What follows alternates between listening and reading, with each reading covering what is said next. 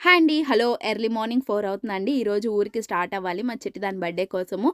So, early మార్నింగే start అవుదాం అనుకున్నాం కాబట్టి, నిన్న నైటే లగేజెస్ అవన్నీ గూడా కార్‌లో సర్దుకునేసాం. ఇల్లంతా నీట్‌గా క్లీన్ చేసేసాను. ఇంకా మేము లేచి స్నానాలు చేసి స్టార్ట్ అయిపోవాలి అలా ప్లాన్ చేసుకున్నాము. ఎందుకంటే కిడ్స్ ఉన్నారు గదండీ! ఎర్లీ మార్నింగ్ లేచి లగేజెస్ అన్నీ సర్దుకొని వాళ్ళని రెడీ చేసి వెళ్ళాలి అనంటే టైం అనేది చాలా ఎక్కువైపోతుంది. ఎర్లీ మార్నింగే ఎందుకు అనుకున్నానంటే, ఇదిగోండి కార్‌లో ఇలాంటి బెడ్ ఉండడం వల్ల చాలా చాలా హెల్ప్ అవుతుందండి.